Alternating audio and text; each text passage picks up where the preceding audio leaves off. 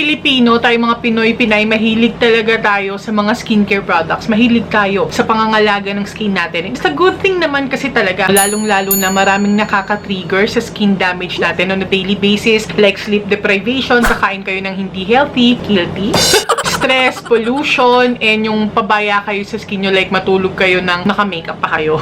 And lately, napansin ko din, ang pinakasikat ngayon sa atin dito sa Pilipinas ay ang mga rejuvenating skincare set. Isa pa lang talaga yung na-try kong rejuvenating, and I mean yung talagang may peeling, yung mga ganong klase. And okay naman kasi talaga yung resulta niya. Sadly, yung rejuvenating skincare set, hindi kasi siya talaga para sa lahat, like for teenagers, sa mga bagets. Hindi pwede sa pregnant mommies, sa lactating mommies, sa mga sensitive skin, kasi matapang usually yung ingredients na nandun sa rejuvenating skincare set. And it's a good thing na meron ng mga alternative rejuvenating skincare set na pwede tayong gamitin. Like yung mga products na natural ingredients, yung mga mas mild yung ingredients nila. In fact, may isa akong na-review 2 months ago. Lalagay ko yung link sa baba. Ngayon, nag-try ako ng panibagong alternative para sa isang rejuvenating skincare set. Alam ko hindi na to bago at marami siguro sa inyo familiar na talaga dito. And yes, I'm talking about this products ng Jeju Aloe Ice ng Fresh Skinlab. So, if you wanna know kung okay ba tong alternative para sa isang rejuvenating skincare set, then please keep on watching.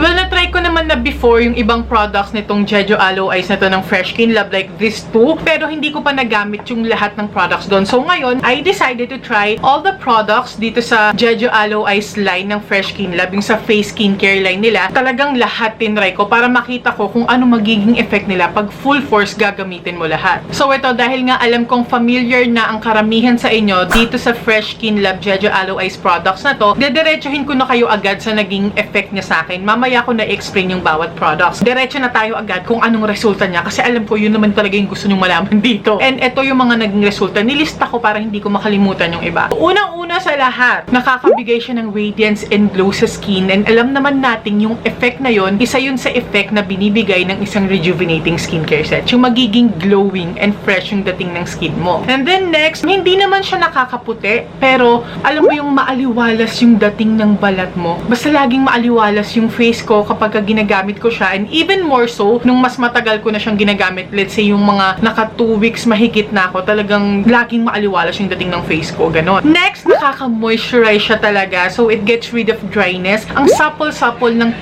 tatawanan mo pa ako. Youthful looking yung skin mo, ganon. Well, ako hindi naman ako ma-pimples, pero siguro may mga mini bumps lang ako along the way. Minsan may mga ganon-ganon ako. Anyway, itong Jeju Aloe Ice products na to ng Fresh Skinlab, nakakatulong din sila para i-treat yung mga pimples and acne kasi meron silang mga healing properties. So, may ganon sila sa mga ingredients nila. Pero yung pinaka-paborito kong effect nitong Jeju Aloe Ice skincare line na to ng Fresh Skinlab, yung parang laging energized yung dating ng skin mo. Alam mo yung buhay na buhay siya talaga, parang very well-rested yung skin mo, hydrated, yung talagang iwas tired and dull looking yung skin mo kahit na minsan puyat tayo. Pero pag gising ko kinabukasan sa umaga, although nakikita ko sa mata ko kunyari minsan na puyat ako, pero alam mo yung titignan mo yung skin mo, hindi mukhang tuyot. Ayun yung mga naging effect na sa akin. Now, let's proceed sa products. Tumitingin lang ako dito sa computer ko. There are actually 7 steps for extreme moisturizing and energizing skincare. So una, you remove your makeup using the wipes, and then you cleanse using this soap. Step 3, exfoliate using the facial scrub ng Jeju Aloe Ice. Step 4, maglalagay kayo ng toner using this Jeju Aloe Ice, of course, na pH 5.5 na toner. Step 5, you have to moisturize. So, meron kayong options kung pwedeng itong gel soothing lotion or itong soothing gel. And then yung step 6 is hydrating using this mask ng Jeju Aloe Ice. And then the 7th or last step is applying sunscreen, and that is the Jeju Aloe Ice UV sunblock for face and body. So, yun yung 7 steps na pwede nyong maging guide para ma-achieve nyo yung energized and moisturized na skin. So ako, ganito ko sila ginamit. So sa daytime, of course, ang unang-unang gagawin mo, maghihilamos ka ng face. So ang ginagamit ko, yung Fresh Skinlab Jeju Aloe Ice na whip foaming face and body soap. Whitening siya, tapos meron siyang collagen. So itong soap na to, it comes with a mesh pouch. Para dyan mo ilalagay sa loob ng mesh pouch yung soap. Tapos yan yung magpapa-foam dun sa soap. Tapos yung foam na yun yung gagamitin mo na panghilamos ng face mo. And then then pagka sa katawan, direct ako ng ginagamit yung sabon panglinis ng katawan ko. Since bar soap siya, of course, hindi siya yung ganun ka-moisturizing. Yung squeaky clean siya talaga, pero hindi siya yung sobrang drying. Parang sakto lang ganun. Tapos itong soap na to, meron siyang grapeseed oil and it serves as an antibacterial purpose. So nakakatulong siya para i-treat yung mga acne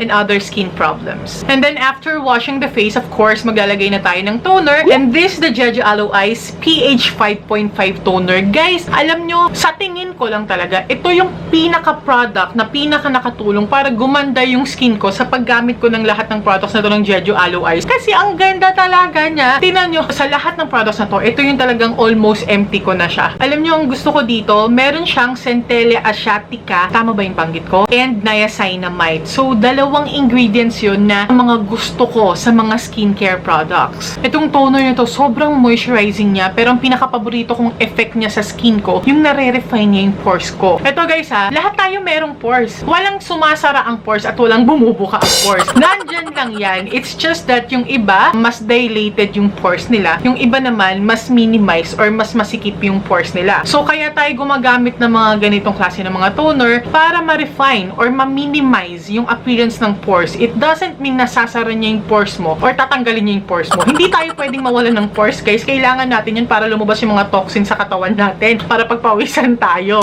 So, yun nga yung naging effect na talagang napasikip niya yung pores ko, na-refine and na-minimize yung appearance ng pores ko. Sobrang hydrating niya kasi it balances the pH level of our skin, na i-improve niya yung water content ng skin natin. And then, when it comes to the moisturizer, sa umaga, ang ginagamit kong moisturizer ko, itong Jeju Aloe Ice Aloe Vera Soothing Gel. Ang kagandahan dito sa soothing gel na to, hindi lang siya nag-act as moisturizer. Actually, pwede niyo siyang gamitin pang soothe nga. For example, redness ng skin, kunyari na sunburn kayo, o kaya kunyari nagwa-wax kayo. And this product also contains the Centella asiatica na ingredient nga. So, kaya ito yung ginagamit ko sa araw kasi nga, during the daytime, mas active tayo, diba? Mas pinagpapawisan tayo, mas nagiging oily tayo. So, since this is gel, meron siyang mattifying effect. Mas nakokontrol niya yung oiliness ng skin natin. Actually, yung skin type ko parang normal combination skin siya, mag-oily sa T-zone lang. Minsan feeling ko parang kulang yung moisturizing effect na hinahanap ng skin ko pag ito lang yung gamit ko. So, ang ginagawa ko, bago ko ilagay itong soothing gel na to, nag-i-spray muna ako nitong Jeju Aloe Ice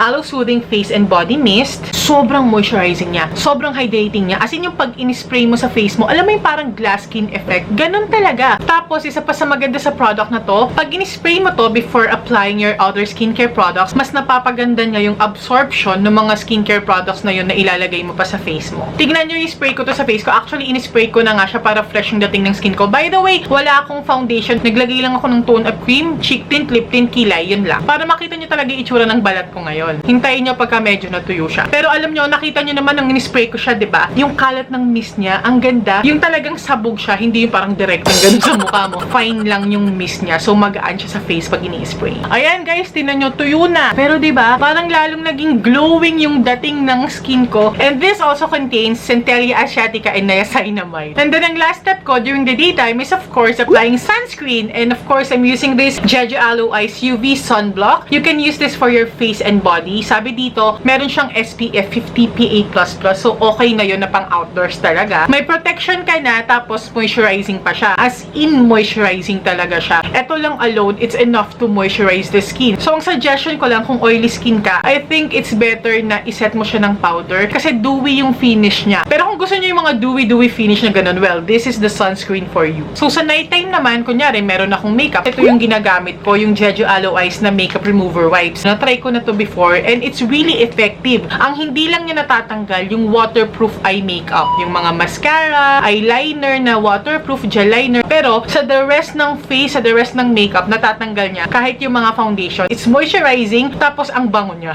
And then, after removing your makeup, of course, maghihilamos ka na. And yun pa rin yung ginagamit ko sa gabi. Yung Jeju Aloe Ice na whip foaming face and body soap. Tapos, isa sa mga paborito kong gawin at isa sa pinakamahalaga ding gawin nyo sa pangangalaga ng skin nyo ay yung mag-exfoliate kayo. Hindi lang sa mukha, pati rin sa katawan. So, yung Jeju Aloe Ice, meron din siyang facial scrub. I use this twice a week. Minsan, once a week lang. Depende na rin kasi yan talaga sa balat nyo. So, ako, dahil nga nagumamit ako kailan lang ng mga rejuvenating skincare products, medyo mas numipis yung balat ko. It says here that it's pore reducing, exfoliating, and oil control. Meron siyang tiny beads, pero hindi siya harsh sa skin. Nakakatulong siya talaga para palambutin din yung skin mo. And then aside sa face, ginagamit ko din siya sa katawan ko. Exfoliate ng kilikili ko at sa kung ano-ano pang parte ng katawan ko.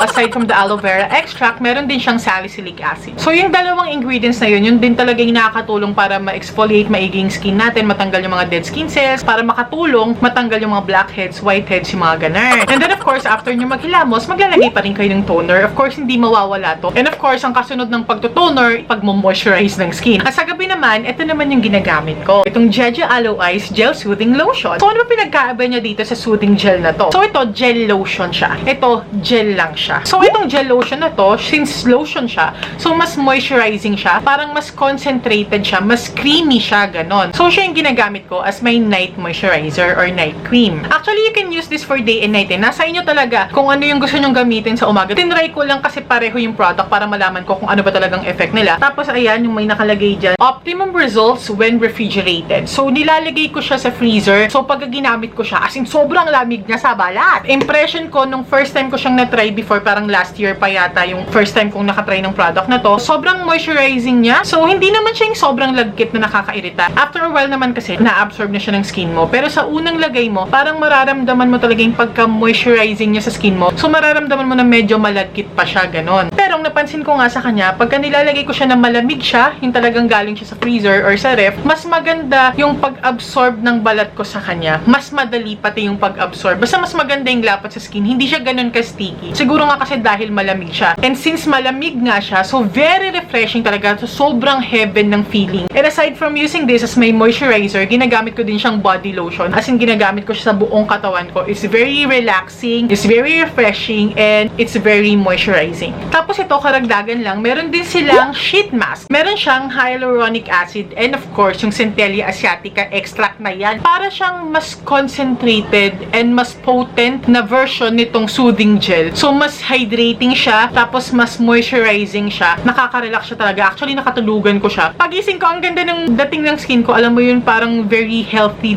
yung dating ng skin ko. So, ang final verdict ko sa paggamit nitong Jeju Aloe Ice products nito ng Fresh Skinlab, nakaka-energize sila ng skin. It's very moisturizing and hydrating. Basta yun yung pinaka-gusto kong naging effect niya sa skin ko. Parang laging very well-rested ka. Parang ang healthy-healthy laging tignan ng skin mo. Parang kang kumain ng Grow Glow Go Foods, ganun. Nakita ko din yung ibang effects na yon from using that rejuvenating skincare set na nagamit ko before. Of course, meron silang pagkakaiba. Iba pa rin yung effect ng rejuvenating skincare set talaga. Pero, it came close. Mas mild yung ingredients nito. So, kung takot kayong gumamit ng mga powerful mga skincare products like the rejuvenating skincare set, you can use this alternative products na lang. So, kaya sa ngayon, hindi nyo pa pwedeng itry yun kasi bata pa kayo, ganyan, nagpapadede pa kayo, or buntis kayo, tapos hindi kayo makatry ng rejuvenating skincare na yun. Pwede nyong gamitin muna yung mga ganitong klase ng products. Somehow, ma-achieve nyo yung ganung effect na makukuha nyo sa isang rejuvenating skincare set. So, ayun nga, that's it for my review on this Jeju Aloe Ice products ng Fresh Skinlab. Kung meron pa kayong mga questions about this products ng Jeju Aloe Ice ng Fresh na hindi ko nabanggit dito, mag-comment lang kayo sa baba kung ano yung mga tanong nyo. And again, of course, kung hindi pa kayo nakasubscribe dito sa ating YouTube channel, mag-subscribe na kayo and don't forget to hit that notification bell para ma-notify kayo pagka meron tayong bagong mga videos kagaya nito. So, sana po meron kayong natutunang bago sa araw na ito sa inyong panonood at sana po nakatulong sa inyo itong video na to. Thank you so much for watching and I hope to see you in the next one, you guys. Stay awesome and accomplish your mission. Bye!